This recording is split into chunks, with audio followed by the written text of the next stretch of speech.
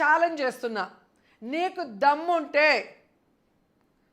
నువ్వు ముద్దకృష్ణం నాయుడికే పుట్టుంటే 1000 కోట్లు నేను దోచుకున్నట్టు ప్రూఫ్ చూపించు, నేను రాజకీయాల్లో నుంచి వెళ్ళిపోతా.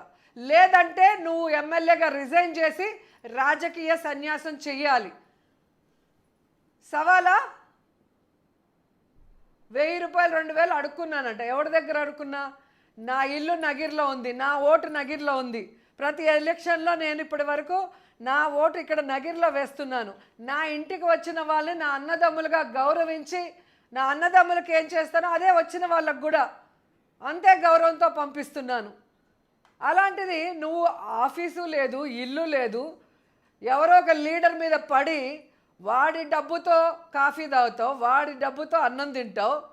వాడు డబ్బిస్తే కానీ గుళ్ళో హారతి పళ్ళెంలో కూడా డబ్బులు వేయవు. నువ్వు కూడా నా గురించి మాట్లాడితే ఎట్లా? ఈరోజు అడుగుతున్నా, నువ్వు ఏం మూటలు మోసావని. ఈరోజు నీకు అన్ని ఆస్తులు ఉన్నాయి చెప్పు. నాకు ఆస్తులు ఎలా వచ్చినాయో నా ఐటీ రిటర్న్స్ చూడు, నా బ్యాంక్ స్టేట్మెంట్స్ చూడు. ఏ ప్రొడ్యూసర్ ఏ సినిమా చేస్తే ఎంత అమౌంట్ వేశాడు, ఏ టీవీ షో చేస్తే ఎంత అమౌంట్ వేశారు, ఏ షాప్ ఓపెనింగ్ చేస్తే ఎంత వేశారు, ఏ యాడ్ చేస్తే ఎంత వేశారో క్లియర్గా ఉంటుంది. నువ్వు ఏం చేసావు, ఏం మూటలు మోసావు, ఏం కూలి పని చేసావు, లేకపోతే ఏం చెమటోడి పని చేసావో నువ్వు మీ ఆవిడ లెక్కలు చూపించండి. మీ ఐటీ రిటర్న్లు చూపించండి, మీ ఇది చూపించండి. అప్పుడు తెలుస్తుంది ఎవరు కష్టజీవి, ఎవరు కష్టపడి పనిచేశారు, ఎవరు అడుక్కున్నారు 1000-2000 అనేది మీకే అర్థమవుతుంది. ఎస్, గాలిబాను గారిని మొన్న నేను ఇంటర్వ్యూ చేశానండి ఇదే ఇష్యూ మీద. ఒక మహిళని ఆ రకంగా కామెంట్ చేయటం ఎంతవరకు కరెక్ట్ అని ఒక విధంగా ఇదే అంశాన్ని మీరు ఏదైతే రైజ్ చేశారో అదే టోన్తో నేను కూడా అడిగాను. ఆయన చెప్తున్నది ఏంటంటే, ఒకప్పుడు అంటే నా ఉద్దేశం ఆవిడ్ని కించపరచడం కాదు, 2000కి ఏదైనా చేస్తుంది అంటే దాన్ని వేరే యాంగిల్లో తీసుకెళ్తున్నారు. నా ఉద్దేశం ఆ రోజుల్లో డబ్బులు లేక 2000-3000కి కూడా అడిగే పరిస్థితి, చేయి జాచే పరిస్థితిలో ఉన్న ఆవిడ, శ్రీనగర్ కాలనీలో 12,000 రూపాయలకి రెంట్కున్న ఆవిడ ఈరోజు 1000 కోట్లకు పడగలెత్తిందని చెప్పే ఉద్దేశంలో ఉంది తప్ప దాన్ని ఇంకో రకంగా తీసుకెళ్ళొద్దు అని అంటున్నాడు ఆయన. రాష్ట్ర వ్యాప్తంగా మహిళల నుంచి పెద్ద ఎత్తున నిరసన వెల్లువెత్తిన తర్వాత ఈరోజు డైవర్షన్ చేయాలనుకుంటున్నాడు. అతని ఎక్స్ప్రెషన్ చూడండి, 2000 రూపాయలకి ఏదైనా ఈవిడ చేస్తుంది అని మార్కెట్లో వినికిడి. ఆయన ఎక్స్ప్రెషన్ చూడండి, ఎంత వల్గర్గా, ఎంత కేవలంగా మాట్లాడాడు. ఈ రోజుటికి నేను సినిమా చేస్తే ₹1 కోటి పైన ఇస్తారు. రీసెంట్గా చేశాను, ఆ వైట్ అమౌంటే మీరు అకౌంట్స్ ఇస్తాను చూసుకోండి. అలాగే నేను చేసే టీవీ షోస్ ఏవైతే ఉన్నాయో, జబర్దస్త్ కానీ, డ్రామా జూనియర్స్ కానీ, ఏదైనా కూడా ఈవెంట్లు కానీ, ఒక్క షోకి ఒక రోజుకి నాకు ఎన్ని లక్షల రూపాయలు ఇస్తారో అమౌంట్ అన్ని వైట్ అమౌంటే కదా, అగ్రిమెంటు అకౌంట్లో వైట్ అమౌంట్ ఉంటాయి, అవన్నీ రికార్డ్ ఇస్తాను. ఏ రోజు 2000కి నేను ఎవరి దగ్గర చేయొచ్చో చెప్పాలి. రెండవది, మీ నాన్న గుంటూరులో లెక్చరర్గా ఉండేవాడు. లెక్చరర్గా ఉండేవాడికి ఈరోజు 1000 కోట్ల రూపాయలు ఎలా వచ్చాయి, మీకు ఎలా పంచిపెట్టాడో మీరు లెక్కలు చెప్పాలి. నేను చెప్పాల్సిన అవసరం లేదు, ఎందుకంటే నా ఆస్తులు, నా లెక్కలన్నీ ఐటీ రికార్డు, నా బ్యాంక్ స్టేట్మెంట్తో క్లియర్గా ఉన్నాయి. లేదు బినామీల పేరు మీద ఉన్నాయని మీకు అనుమానం ఉంటే అదైనా ప్రూవ్ చేస్తే నేను ఖచ్చితంగా నేను ఏదైతే ఛాలెంజ్ చేశానో దానికి కట్టుబడి ఉంటానని కూడా ఈరోజు చెప్తున్నా. అండ్ మూడవది, అంటే నగిరి ఇంటి గురించి ఏడుస్తాడు, హైదరాబాద్ ఇంటి గురించి ఏడుస్తారు, చెన్నై ఇంటి గురించి ఏడుస్తారు. చెన్నై ఇల్లు ఎప్పుడు కట్టాము, అది ఏ డేట్లో కట్టాము, ఏ డేట్లో గృహప్రవేశం చేశామో ఆన్ రికార్డే కదా, ఈరోజు మార్చేదానికి కాదు కదా. చెన్నై ఇల్లు అప్పటికి నాకు పెళ్ళైనా అయిందా లేదా అని తెలుసుకోమను, తెలుసుకోకుండా నోటుకు వచ్చింది మాట్లాడితే ఎలాగా? అలాగే హైదరాబాద్ ఇల్లు గృహప్రవేశం జరిగినప్పటికీ నేను ఎమ్మెల్యే అయ్యానా లేదా అనేది తెలుసుకోవాలి కదా, తెలుసుకోకుండా ఎలా మాట్లాడతావు?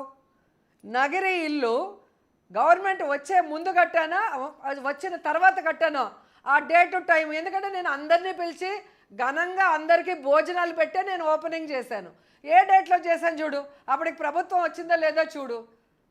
10 సార్లు అబద్ధం చెప్తే నిజమవుతుందని, అసలు గవర్నమెంట్ రాకముందు యాజ్ ఏ ఆర్టిస్ట్గా నేను కట్టుకున్న ఇళ్ళని దోచుకున్న డబ్బులని చెప్పడానికి సిగ్గుండాలి. అయితే ఇక్కడ ఒకటి, గాలిబాను అన్న తర్వాత మీరు అన్నట్టుగా వైఎస్ఆర్ కాంగ్రెస్ పార్టీ కావచ్చు, మహిళా సంఘాల నుంచి తీవ్రమైన వ్యతిరేకత వచ్చిన మాట నిజం.